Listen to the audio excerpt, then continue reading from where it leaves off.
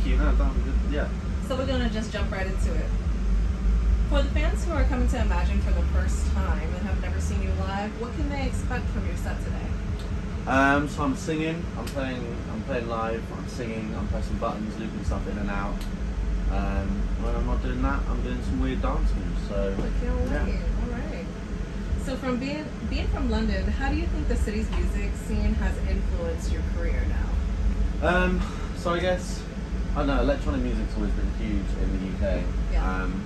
I went to university, I went to college near Bristol where a lot of electronic music comes from, so yeah, definitely set me on a path to electronic music. Big UK teens. Yeah, huge. How has fatherhood impacted your creative process? How do you find a balance between your schedule and spending time with your family? So I guess one way that we schedule is we tour together as a family. So earlier this year we spent like six weeks on a tour bus, me and my two kids and my wife. So did they love it?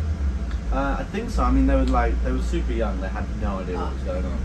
But we spent time together, and that's what's important. Yeah, that's awesome. So you've been making music since you were 16, when you were in an indie band that you described as a folky acoustic thing. Oh yeah. So what advice would you give yourself first starting off, and maybe to other DJs who are starting off in their career? I guess don't be obsessed with what genre you fit into. Just try everything. You never know what might land. Yeah. So collaborations have been a significant part of your career. Why do you think it's important working with other artists, collaborating with Yeah, so I was thinking about this recently. I think at the beginning of my career I was always writing by myself, and it would take me literally 3 weeks to write a song. And that's one way of doing it, but when I started writing with other people, I don't know, like you have one day together, and if you don't make a song at the end of the day, that's it. So I don't know, the output is there's just so much more to be done.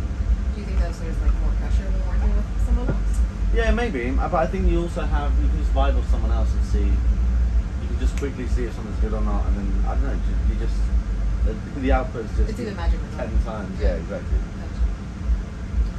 So you've performed at a variety of festivals in the U.S. this year. What do you think is so special about the festival scene here in comparison to other countries that you've been in? I think the crowds in America are just a little bit more just accepting than in Europe. I think Really? they're just more like up for it. They're just more trusting. Like, I don't know. I think I've played a lot of festivals in Europe that are more, I don't know, not judgy, but I mean, I think just in America people are just more up for like giving it everything.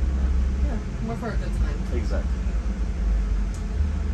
So what are your thoughts on the rise of AI and how it's impacted the electronic music industry? Are you for it? Are you against it?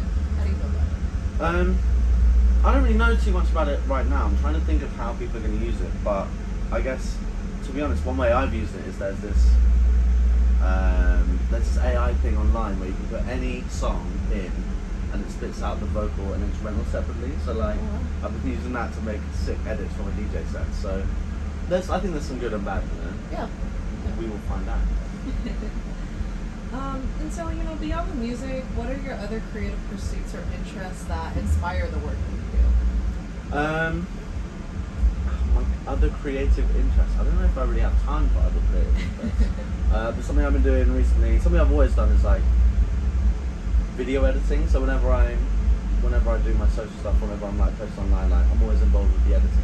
The editing of your So own that's a nice little creative thing that I can get involved with. Your little creative touch. Exactly. And our last question is, what does the rest of the year hold for Elderbrook? Do you have some goals set for 2024? What can the fans expect? So I'm touring now until November, but then November, December, January, I'm literally just writing. So hopefully, yeah, it will be another album for next year. Oh, can't wait. Maybe in the spring. Maybe. Well, thanks so much for your time. No worries. For more news and updates in EDM, please check out Exron Music. She can't tell the difference, she can't tell the difference.